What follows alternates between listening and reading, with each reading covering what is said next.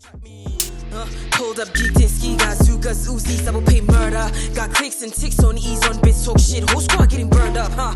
Round up a bitch and cover. Niggas talk shit when you pull up, they don't turn up, huh? Fuck y'all niggas finna do when I drop and I pull up, niggas getting cussed up. Laser drop and popped a pagan up. Face a cop and users hit him up. His ass was soft or hanging from a lot. And I took a picture with his penis cracked.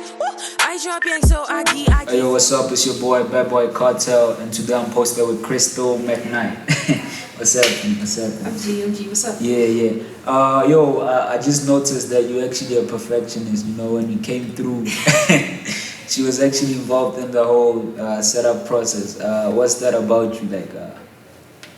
It's just how I want things to be done. I pay attention to detail. Yeah. Every time I feel like something isn't done to its highest form, I don't like it. It irks me. So that's why I'm going to go up and down because I feel like it's very important for me to be very hands-on with what I'm doing, especially if it involves me. So if there's anything like a technical difficulty that is happening on scene or whatever, people are not going to look at others. They're going to look at me. So I think that's why I always try to make sure that, you know, everything is on point because I believe in giving high quality services. Yeah. Do you listen to your own music? No. Hell no. Why not? It's weird. I don't know.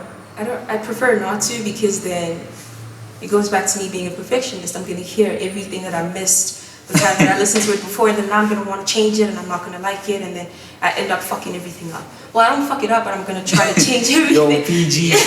Oh, so I don't know. I can't swear, but no, you can. Yeah. So I think every time I listen to my music, I always listen to it from a perspective on how it could be better, instead of actually just enjoying it for what it is and what I created it to be. So I don't like it, and I think, I don't know, it's just odd.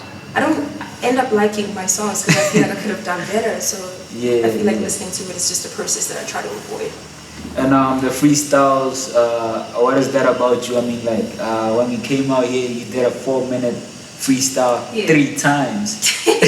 So it's like 12 minutes. Non-stop. That's crazy. I think it's important for me to, I think maybe I have something to prove, because I feel like the entertainment industry has kind of switched lanes these days. It's not about your bars, it's not about quality content, it's about who has so many followers, and you know, people are going to leech onto you because they know that your followers are going to rub onto them. So I don't like that, and I feel like I'm here because I love to rap.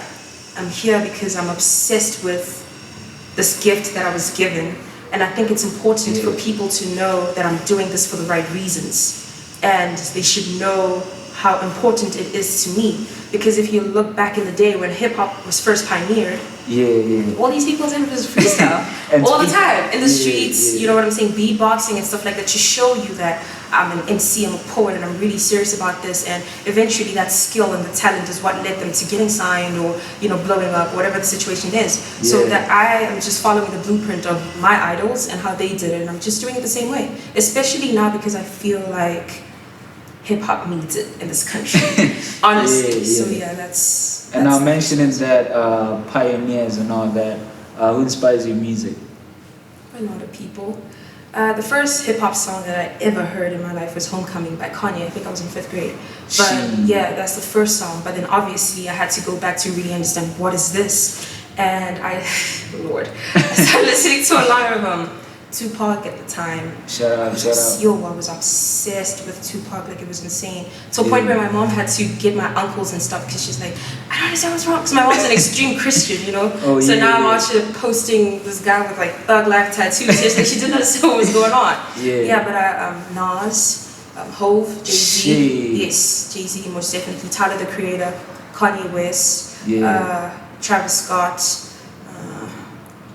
Eminem, of course, and Biggie. You know, it's funny, I was watching his documentary and it made me understand his music from a different perspective, and I started to listen to it differently because I could tell why he wrote the way that he wrote, how he was able to flow the way that he flowed, and why his music was able to touch so many people, because it was raw and it was real. And it's the same way Pac is loved by so many people, Jay-Z is loved by so many people, Yeah. Eminem is loved by so many people, because to them it was more than a gimmick. Yeah, It was rawness and just writing about whatever it is that they're going through, and it's like, you know what, whoever likes it, this is just my skill and I'm gonna do it. So yeah. And now you also mentioned that you record every day. That's mad. Do you record yourself? What happens? Yeah, I record. Well, okay, this is a funny story. Yeah, I lied to. Okay, my parents are separated, right? Yeah, so yeah. I stay with my mom, and my dad is, he's on the money side, but he's a traditional parent. My mom is this person. Yo, I want to host a festival. Okay, what do you need? And she was able to help me with my festival. So when I told her, listen, I think I want to start recording for real now. She was like, okay, what do you need? I'm like, I need an interface and a microphone. Yeah. And she gave me money to buy a microphone and an interface, and I used part of my allowance to buy everything else that I needed, the stands and everything. Yeah. So obviously, because my father is a traditional parent, I had to lie to him, and I told him, because I do sound engineering, I'm a double major in radio broadcasting and television production.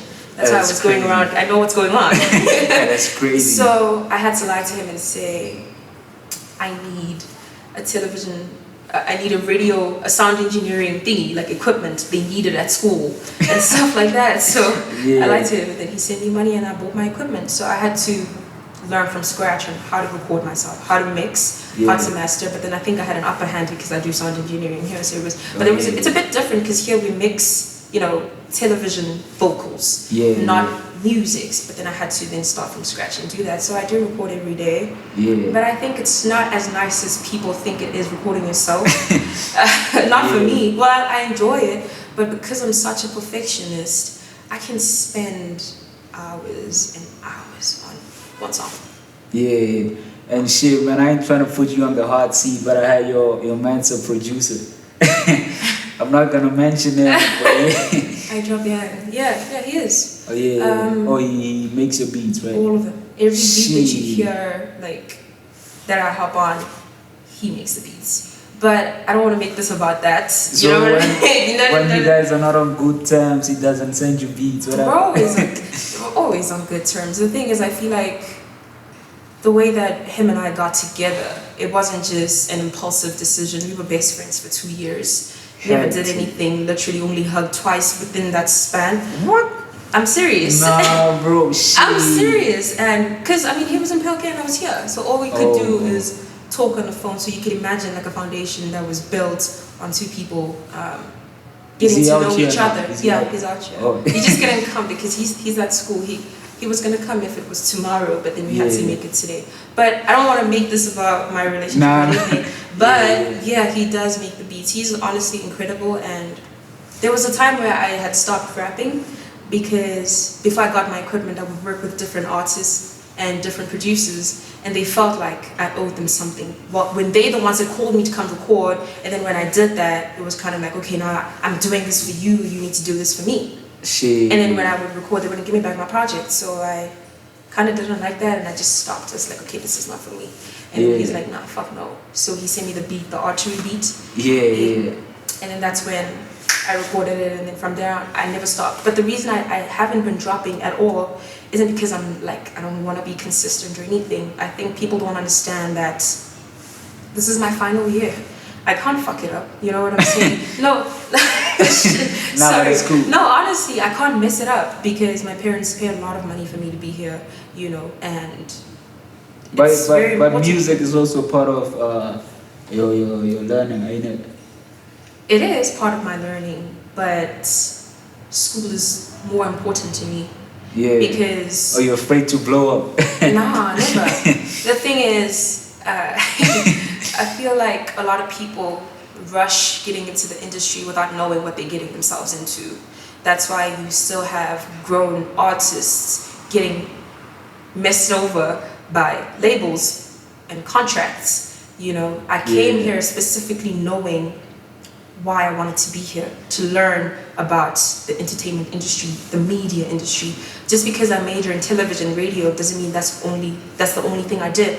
I did advertising, I did marketing, I did public relations, all of that. So I know everything about brand strategizing. I know everything about having a publicist. I can be my own publicist if I want to. So school is important to me because Without school, I wouldn't talk the way that I talk. I wouldn't have this perspective about life that I do now, especially about the industry, because I've learned so much. And like mentioning that, would you get signed with all the information you have now? No. No labels. No. Yeah. Because we're moving into an age where labels are slowly dying down.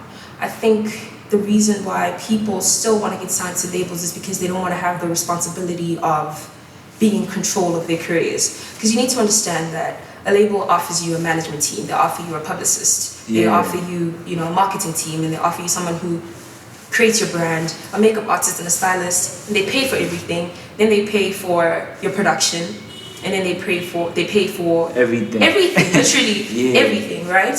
And then they give you an advance. After they give you an advance, you start to make the music, you blow up, and most of the money goes to them. But then, for me, personally, it's like they invest in you, right? So. But why don't you invest in yourself? Because it goes back to school. Some people don't have the resource. The thing is, the people don't have the resources or the budget, and that's why education is important. And I'm also into the stock market, trading. She's making money. Exactly. So the thing is, I feel like saying I don't have the means, you're just playing the victim, because nobody's going to come here to save you. You need to make a plan and understand, how am I going to be my own record label? What does a record label need? What does a record label do for an artist? 90% of the time, everything that they do, they pay. So a record label offers you money. It's a loan. So now you have to think like a bank. What do the banks do? How do they make their money? By giving people loans and stuff like that, and then taking so much interest from them. It's not like, it's literally unreasonable. So how do I become a bank? You make money the way banks make money. How do banks make money? They trade. That's exactly. So right now, and I think, as black people, unfortunately, when you tell somebody about, Bitcoin or trading, they're gonna think it's a scam. And that's how we stay in the same environment, because we don't do things that people have been doing for centuries to invest in themselves. So my boyfriend, actually, he's the one that learned how to trade, and then he taught me how to trade. So now every single cent we make from these markets, it goes to the music. So we are becoming the banks that people sign contracts for. And that's how you create means for yourself. That's man, I have to throw you on background blast as well. Yeah, and then when we were walking and talking, you mentioned something about I think it's Buddhism. Yeah, I don't know how to pronounce that. And I see you got Buddhism. The 7. Yeah, the 7. My nigga Son Reed mentioned it. The chakras. Seven chakras. Yeah. What is that about? Well, like I mentioned before, I grew up in an extremely Christian household. It was very stifling, extremely stifling, and come back a bit. Extremely stifling for some of my viewers. It was suffocating. Oh yeah. Because I feel like it's not fair as well, because our parents live their lives, right? They do whatever it is that they did when they were teens and stuff, and then they grow up and then they turn their lives to Jesus, and then they want to raise us like that. Then you're not allowed to find yourself and have your journey. I don't have a problem with Christianity at all, but it's never been for me. I never resonated with it.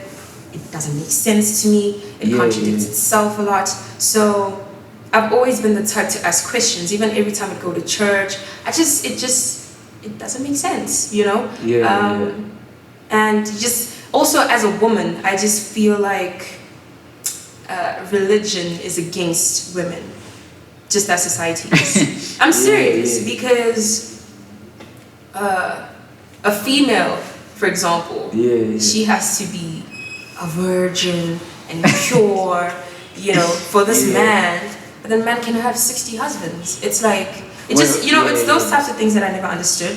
But then when I grew up, obviously, I'm talking about when I was young, I didn't understand it. But then obviously when I grew up and then I started to do research in different religions, Islam, I then started to understand that, okay, these things, it's like a puzzle.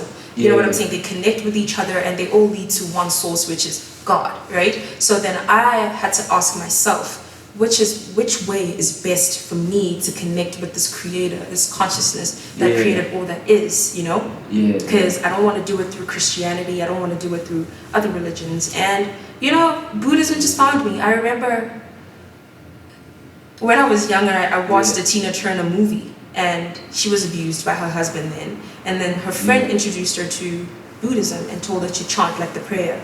So when she gave her the Buddhism prayer, I never got that out of my head from when I watched the movie as a child. So then fast forward to like a few months ago or a year ago when I found this, I saw Tina Turner again doing the prayer, and for the first time ever, that was the first time I've ever slept so peacefully.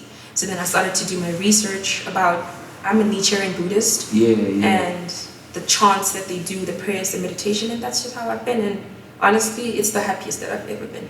And talking about peace, you also mentioned that PLK and something about gangsterism. What's that about? A lot of gangsterism. But then in PLK, nah. That's the thing. That's the energy. That's what you think. Bro, let me tell you something. You know, should I say this? Yeah, just say it. Feel free. I don't know how many people I've seen die in front of me. You know, I don't see how many people I've seen. I don't know how many people I've seen die at the expense of people I knew, at the expense of people I chilled with. The reason you think it's not that deep is because PLK is such a small town. But you need to understand already, even if it's a small town, it has different places. And most of these areas are rural areas. These kids, when they grow up, they don't have anything to look up to. You know what I'm saying? Everybody that they know, everybody that they want to be like, everybody they aspire to be like, is a gangster. So then it causes a lot of problem, and I think a lot of confusion in upcoming teenagers. And they start to do really horrific things, you know. Just, you know, 2 years ago, there was a video that was trending of these kids who stabbed this guy. No. They stabbed this guy because he didn't say hi to them.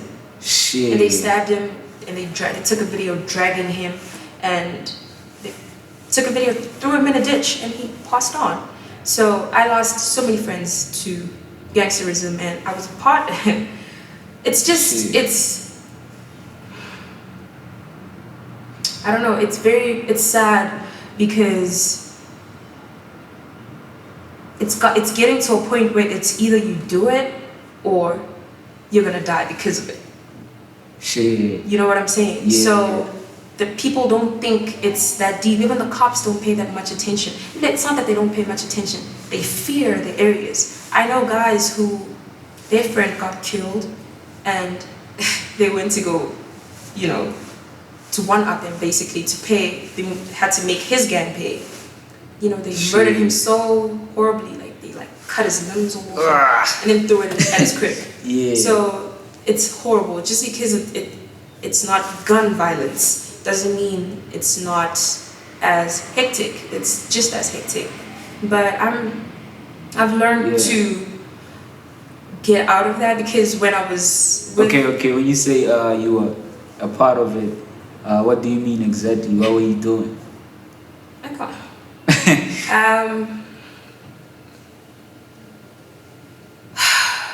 Basically what had happened was I had my own issues going on, and I'm a person that grew up feeling like nobody protected me. Obviously now that I'm older, I understand how people around me were thinking. I can see what they went through, what they're going through, and how, because I'm a very emotional person, I'm very sensitive, and I come from a family that doesn't show their emotions at all. My sister, my mom, everybody else, you know, and I'm the most sensitive one. So they couldn't nurture my heart the way that I wanted it to be nurtured. They did all they could, you know, bought me clothes, got me whatever it is that I wanted. That was their way of showing me that, okay, Rose, my name is Rose, we love you and this is, you know. But for me, I think I wanted the emotional aspect of things because I just didn't understand how I could be so emotional growing up in a family like that. So then when you feel like you're not getting that at home, you're gonna look for it in the streets. So what happened is I met this guy he was one of the leaders of the gang that I was in, and what's the name of the gang? You can't mention.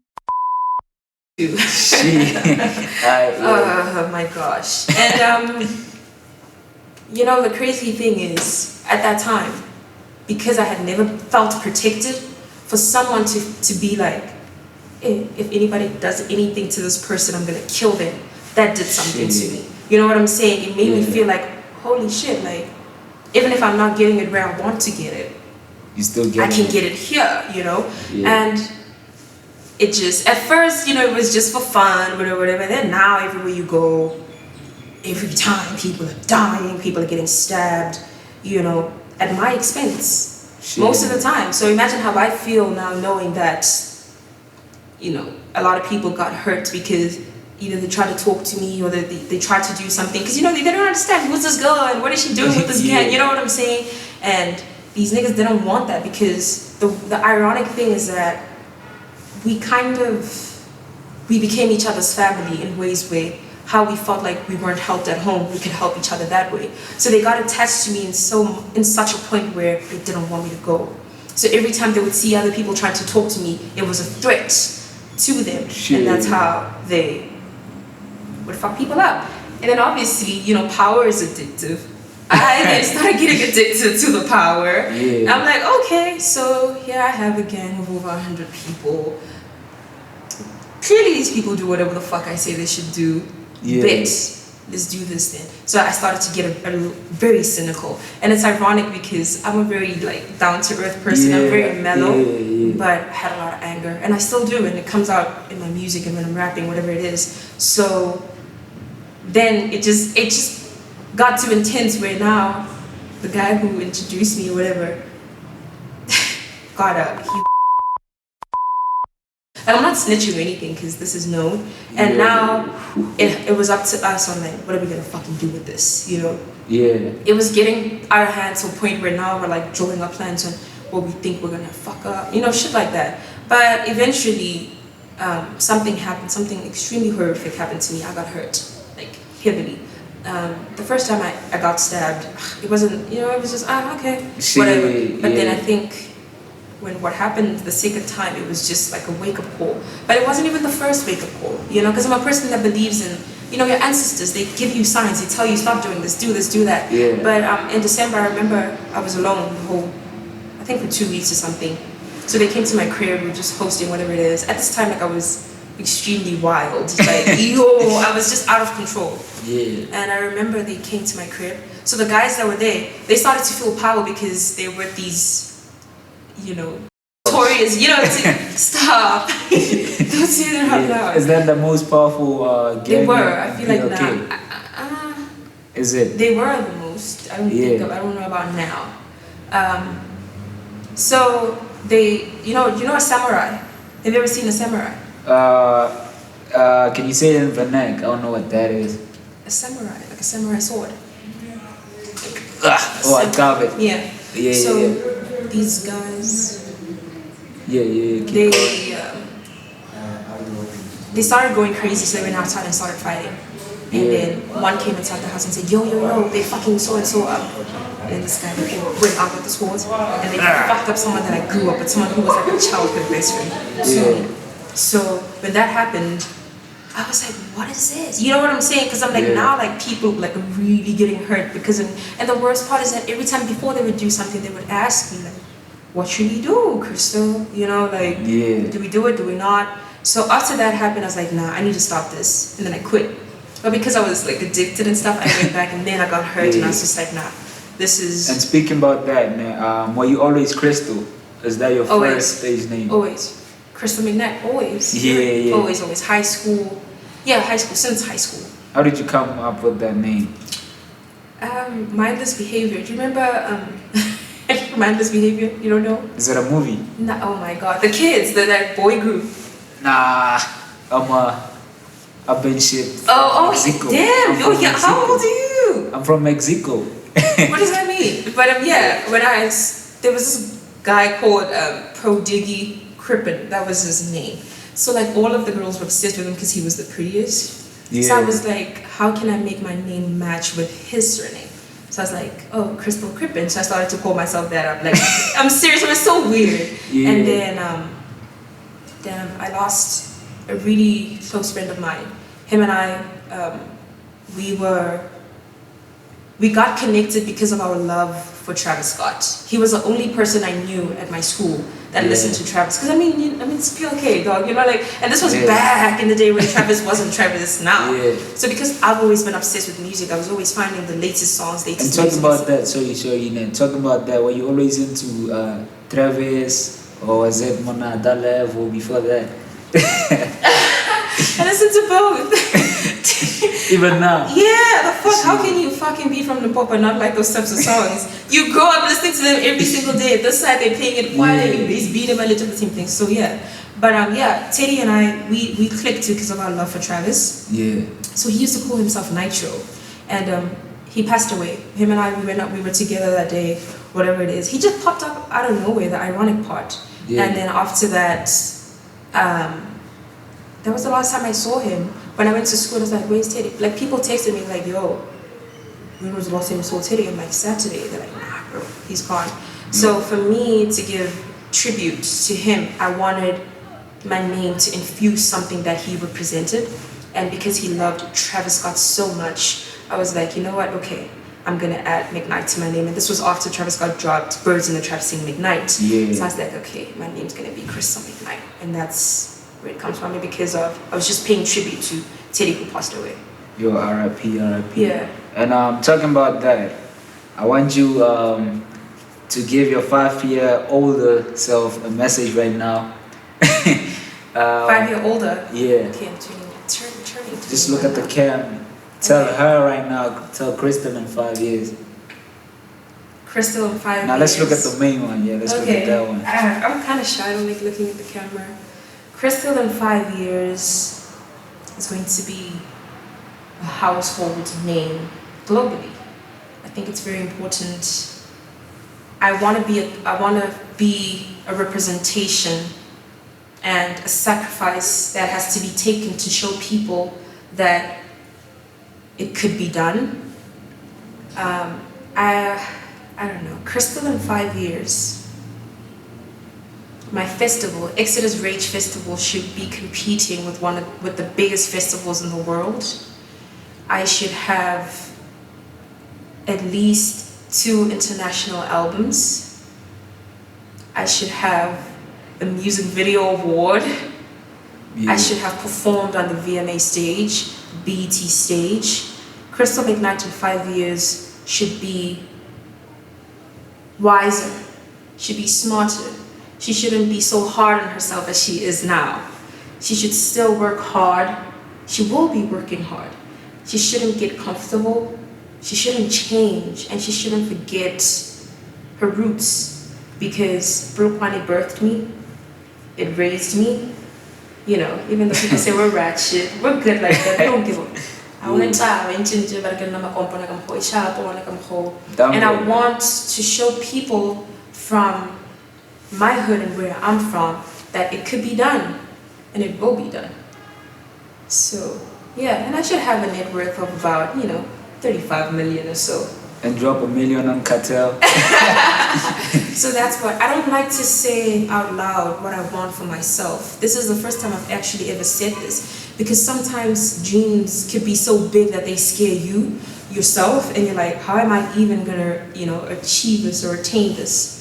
But I feel like since I already spoke it out into the universe, as long as I work hard and I play my part, the universe is just gonna do its part and play whatever it has to do to make sure that I get to where I want to get to. Yeah. And I'd like to wrap this up now, but firstly I want to know your creative process. What happens when you get into studio?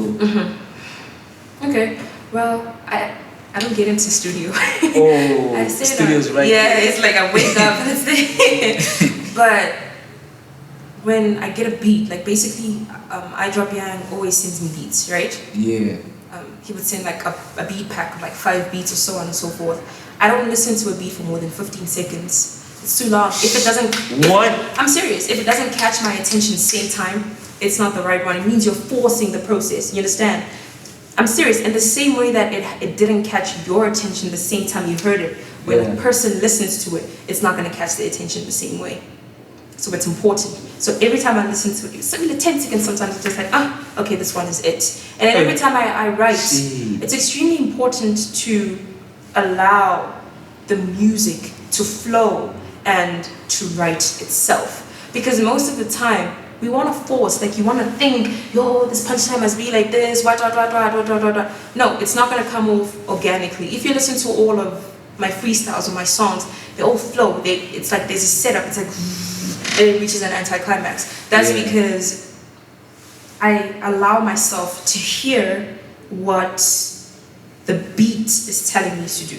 So if you see the same way I was pacing before I started the freestyle, the pace is the same thing that I do when I get a beat. After I know that it's caught my attention, then I'm going to play the beat and I'm going to pace, or I'm just going to listen to it over and over, and then I'm going to get a flow. Man, I love that chopper in between my dick. That is, I can't, like right now if I said I want to come up with the best flow, it's not going to happen. And it's funny because I heard this from Michael Jackson. I was watching his documentary because I'm just a huge music lover. I listen to everything. I'm always watching documentaries because I have artists that inspire me and I just want to know how they do it. And Michael Jackson said, let the music write itself. I was so young, I was like, what does this guy mean? But now I know what it means. And it's true because if I try to come up with a flow and stuff, it's not going to work because now you're overthinking the process and you're not allowing the universe and the beat to give you the song. And then when you got the beat, you just have to listen. Like just give yourself time to just listen to what the beat is saying and it's going to come. Then you just write and it just is what it is. That's my process. And then I record and I mix and I master on to the next. So we're gonna wrap this up, but I'm gonna challenge you a bit since you're from PLK. Okay. I want you to take us out as a presenter, but in Vernac. I don't know how to do that. Okay.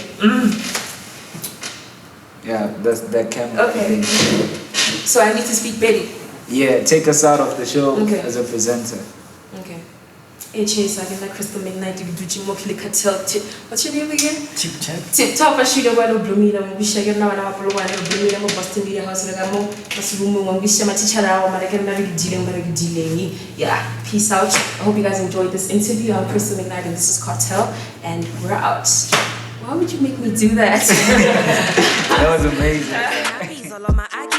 Trying to trap me 1-5 AKs 9-9s, I'm still a bit fucking wanna get a soul tie, blood tie, soul slap, pick a side, niggas buy, terminate me, let us see how niggas fucking try, I'm high, pass by, niggas got smoke dry.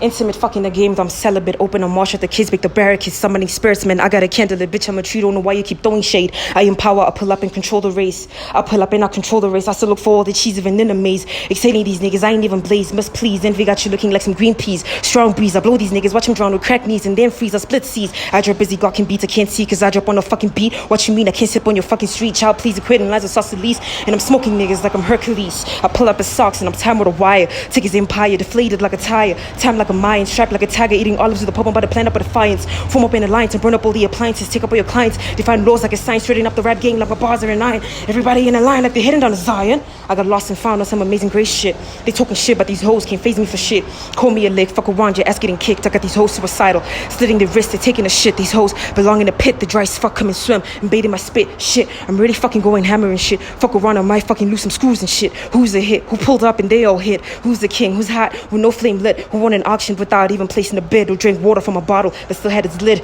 I need y'all to know we ain't in the same lane, might be in the same book but not the same page, I got the $1 million figure, my fingers on the trigger, my rage getting bigger, yeah this nigga was a whipper, who's the need for pancakes, cause this niggas I'm a flipper, and I'ma go and take his gun and fuck a pussy till I rip her, suck his balls out, I fry them balls and dip it in there, and them fake bitches with them fake asses think they slicker, but I ain't worried about none, hard shit on their butt, they definitely worry about some, dark spots in my heart, some shit I tried to bleach, now I got broken arms for shit I tried to reach, yo, shit I tried to reach, roaming around and selling dope, the killing kids in the streets.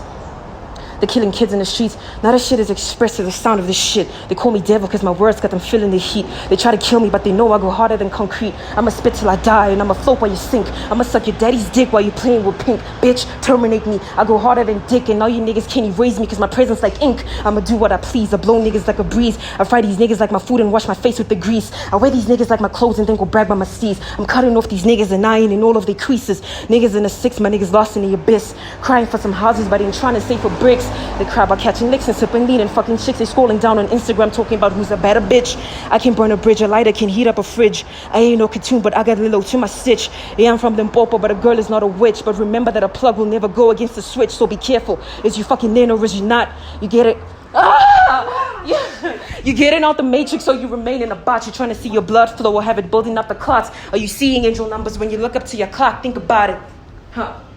Create your own reality internally. You were a god, think about it. Bitch, fucking think about it. King fucking Crystal up in this bitch. What the fuck, bruh? Woo! High five.